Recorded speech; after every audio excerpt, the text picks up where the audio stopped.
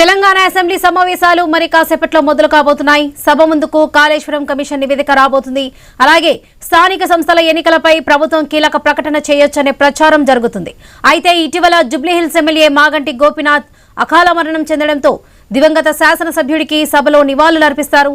సభ వాయిదా పడిన తర్వాత బీఏసీ సమావేశంలో అజెండా ఖరారు చేస్తారు. అలాగే కేబినెట్ సమావేశం కూడా ఉంది.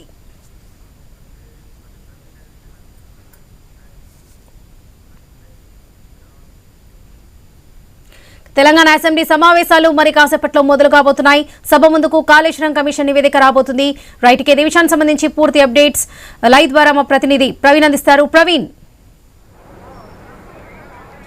ఎస్ వరలక్ష్మి, మనం చూసుకుంటే మరి కాసేపట్లో తెలంగాణ వర్షాకాల సమావేశాలు ప్రారంభం కానున్నాయి. ఈ నేపథ్యంలో మొత్తం టోల్గా చూసుకుంటే సభ ప్రారంభమైన తర్వాత జూబ్లీహిల్స్ ఎమ్మెల్యే మాగంటి గోపీనాథ్కు నివాళులర్పిస్తారు. నివాళులర్పించిన తర్వాత అదే సభ వాయిదా పడ్డ తర్వాత మీటింగ్ కూడా జరుగుతుంది. తర్వాత కేబినెట్ సమావేశం కూడా ఉంటుందంటూ కూడా సమాచారం వస్తుంది. అయితే మెయిన్గా సభ ముందుకైతే ఈ యొక్క కాళేశ్వరం రిపోర్ట్ అయితే సభ ముందుకు వచ్చేసింది. కాళేశ్వరం నివేదిక పైన కూడా అసెంబ్లీలో చర్చించేందుకు వేదిక సిద్ధమైందని తెలుస్తుంది. ఈ క్రమం లోపలనే ప్రతిపక్షాలైనటువంటి ఇటు బీఆర్ఎస్ కానీ ఇటు బీజేపీ కానీ మొత్తం టోల్గా కూడా అయితే అసెంబ్లీ సమావేశాలు వాడివేడిగా జరగనున్నట్టుగా కూడా సమాచారం వస్తుంది. ఇప్పటికే నిన్న అయితే బీజేపీ ఎల్పీ సమావేశం జరిగింది. ఎల్పీ సమావేశం జరిపిన తర్వాత అందులో ఖచ్చితంగా కాళేశ్వరం ప్రాజెక్టు పైన ఖచ్చితంగా నిలదీయాలి అంటూ కూడా అయితే ఆ యొక్క ఎమ్మెల్యేలకు అయితే మీ యొక్క ఎవరైతే అధ్యక్షులు ఉన్నారో రామచంద్ర అధ్యక్షులు తెలిపిన నేపథ్యంలో ఇటు బీజేపీ కూడా తన అస్త్రాలు ప్రయోగించడానికి అసెంబ్లీకి సిద్ధమైంది. అదేవిధంగా బీఆర్ఎస్ కూడా నిన్న కొంతమంది ఎమ్మెల్యేలు అయితే స్పీకర్ని కలవడం జరిగింది. అయితే అసెంబ్లీలో పవర్ పాయింట్ ప్రజెంటేషన్ ఇవ్వడానికి అవకాశం ఇవ్వాలి అంటూ కూడా అయితే ఈ యొక్క బీఆర్ఎస్ నేతలు అయితే స్పీకర్ని కలవడం జరిగింది. అయితే స్పీకర్ నుండి ఇంకా ఎలాంటి నిర్ణయం రాని కారణంగా అయితే బహుశా ఈ అసెంబ్లీలో బీఆర్ఎస్ నేతలకు పవర్ పాయింట్ ప్రజెంటేషన్ ఇచ్చే అవకాశం అయితే లేకుండా ఉంటుందంటూ కూడా చెప్పడం జరుగుతుంది. అదేవిధంగా బీఆర్ఎస్ నేతలు ముఖ్యంగా 600 పేజీలు ఉన్నటువంటి ఈ యొక్క కాళేశ్వరం ప్రాజెక్టు 60 పేజీలకు కుదించడాన్ని తీవ్రంగా విమర్శిస్తున్నారు. ఆ యొక్క నివేదిక మొత్తం టోటల్గా కూడా మాకు ఇవ్వాలంటూ కూడా ఫస్ట్ నివేదిక ఇవ్వాలి. నివేదిక ఇచ్చిన తర్వాత దానిపైన చర్చించడానికి అయితే కాస్త సమయం కావాలంటూ కూడా బీఆర్ఎస్ నేతలు అడుగుతున్నటువంటి సమయం కూడా స్పీకర్ని కోరడం జరిగింది. ఈ నేపథ్యంలో చూసుకుంటే మొత్తం టోల్గా కూడా ఈ యొక్క 5 రోజుల పాటు అసెంబ్లీ సమావేశాలు జరగనున్నాయి. 5 రోజుల సమావేశంలో కాళేశ్వరం ప్రాజెక్టుకు సంబంధించిన మొత్తం టోల్గా నివేదికను అయితే చర్చించేందుకు ఇటు బీఆర్ఎస్ ప్రభుత్వాన్ని ఆ యొక్క కాళేశ్వరం ప్రాజెక్టులో జరిగినటువంటి అవకతవకలు ఏవైతే ఉన్నాయో వాటిని నిలదీయడానికి మొత్తం టోల్గా కాంగ్రెస్ ప్రభుత్వం మొత్తం టోల్గా సిద్ధమైందని తెలుస్తుంది. ఇదే విధంగా 42% బీసీ స్థానిక ఎలక్షన్లకు వెళ్ళే కారణం లోపల దాన్ని కూడా చర్చించే అవకాశం ఉన్నట్టుగా తెలుస్తుంది. కాబట్టి మరి కాసేపట్లో అయితే ఈ యొక్క తెలంగాణ అసెంబ్లీ సమావేశాలు ప్రారంభం కానున్నాయి. కాబట్టి చర్చలు మొత్తం కూడా అయితే వాడివేడిగా జరగనున్నట్టుగా తెలుస్తుంది. ఇటు ప్రతిపక్షాలు కానీ ఇటు మొత్తం టోల్గా రూలింగ్ పార్టీ కానీ రెండు కూడా అయితే సిద్ధంగా ఉన్నట్టుగా తెలుస్తుంది. Varalakshmi. Right Praveen, thank you.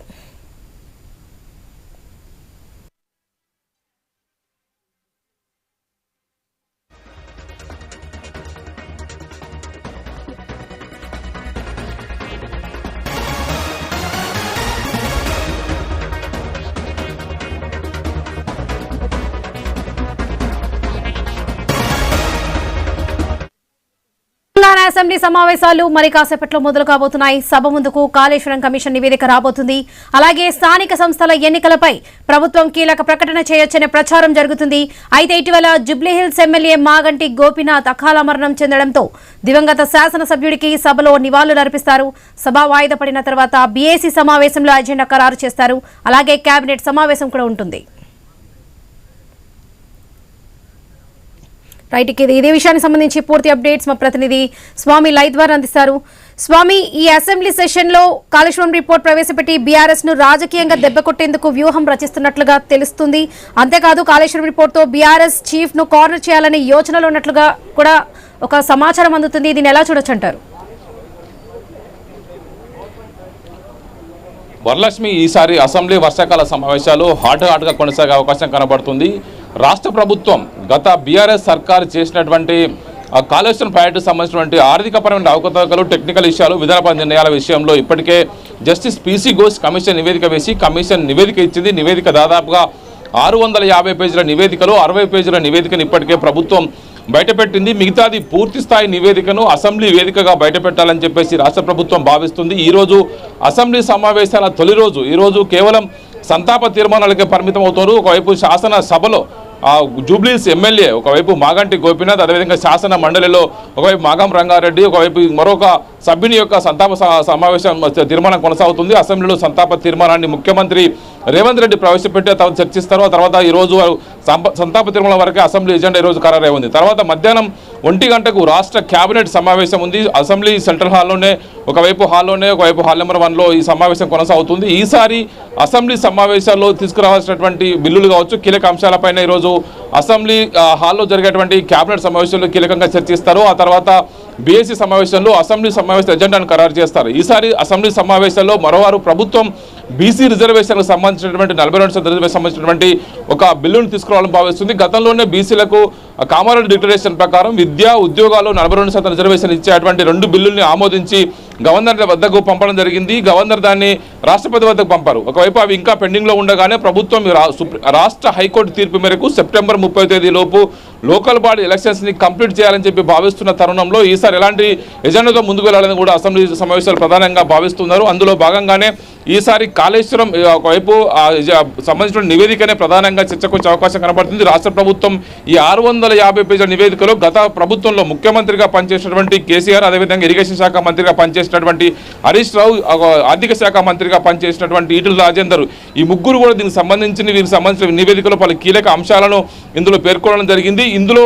ఒకవైపు విధానపర నిర్ణయాలు కావచ్చు, టెక్నికల్ ఇష్యూస్ కావచ్చు, ఫైనాన్షియల్ ఇష్యూస్ సంబంధించిన అనేక ఆరోపణలు వారిపై చేయడం జరిగింది. దీనికి సంబంధించి ప్రభుత్వం తరపున అసెంబ్లీలో పవర్ ప్లాంట్ పెన్షన్ ఇచ్చే అవకాశం కనబడుతుంది. ఇటు ప్రతిపక్షంగా ఉన్నటువంటి బీఆర్ఎస్ కూడా తమకు కూడా అసెంబ్లీలో ఒక పవర్ ప్లాంట్ పెన్షన్ ఇచ్చే అవకాశం కల్పించాలని చెప్పేసి నిన్న ఒకవైపు ఆ నివేదికను అసెంబ్లీలో ప్రవేశపెట్టకంటే ముందుగానే మాకు ఇవ్వాలని చెప్పేసి నిన్న స్పీకర్ను కలిసి శాసనసభలో ఉన్నటువంటి BRS LP whip KP Vivekananda Goud, ఒకవైపు సుధీర్ రెడ్డితో పాటు పలువురు ఎమ్మెల్సీలు ఎమ్మెల్యేలు కలిసి రిప్రజెంట్ చేయడం జరిగింది. మొత్తానికైతే ఈసారి సమావేశంలో ఈ కాళేశ్వరం నివేదికతో అంశమే ప్రధానంగా చర్చకు వచ్చే అవకాశం కనబడుతుంది. దాంతో పాటు రాష్ట్రంలో తలెత్తినటువంటి యూరియా ఒకవైపు కొరత కావచ్చు, అదేవిధంగా భారీ వర్షాల వల్ల పెద్ద ఎత్తున కూడా పంట నష్టపోయినటువంటి రైతుల ఇష్యూస్ కావచ్చు, అనేక కీలక అంశాలు కూడా చర్చకు వచ్చే అవకాశం కనబడుతుంది.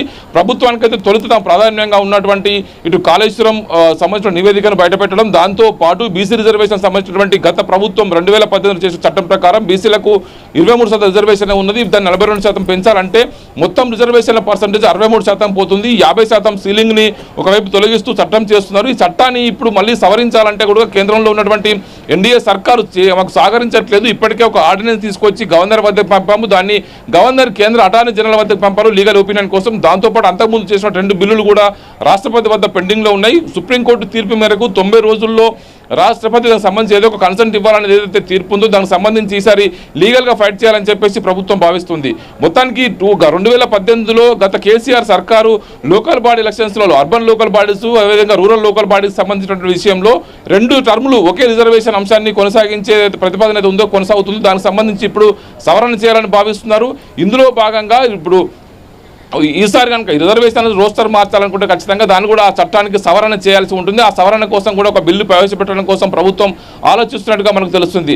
మొత్తానికి మరికొద్ది సేపట్లోనే ప్రారంభమయ్యేటువంటి అసెంబ్లీ సమావేశాలకు బీఆర్ఎస్ పార్టీ ఎమ్మెల్యేలంతా కూడా గన్ పార్క్ వెళ్లి అమరవీరుల స్తూపం వద్ద నివాళులర్పించి అక్కడి నుంచి నేరుగా అసెంబ్లీకి రానున్నారు. మరోవైపు భారతీయ జనతా పార్టీ కూడా ఈసారి రాష్ట్ర ప్రభుత్వాన్ని ఒకవైపు కార్నర్ చేయడం కోసం బీఆర్ఎస్ ఒకవైపు మరోవైపు బీజేపీ 2 కూడా ప్రభుత్వం పైన ఎదురుదాడి చేయడం కోసం కాచుకొని కూర్చున్నాయి. రాష్ట్రంలో కీలక అంశాలపైన ప్రభుత్వం దృష్టి పెట్టట్లేదు, రైతులు ఇబ్బంది పడుతున్నారని చెప్పేసి ఒకవైపు బీఆర్ఎస్ బీజేపీ భావిస్తుంటే ఒకవైపు కేంద్రంలో ఉన్న ఎన్డీఏ సర్కారే సకాలంలో యూరియాను రాష్ట్రానికి సరఫరా చేయకపోవడం వల్లనే పలు కీలక ప్రాంతాల్లో కొరత తలెత్తి రైతులు ఇబ్బంది పడుతున్నారని చెప్పేసి కూడా రాష్ట్ర కాంగ్రెస్ ప్రభుత్వం కేంద్ర ఎన్డీఏ సర్కార్ పైన బీజేపీ పైన ఎదురుదాడి చేస్తుంది.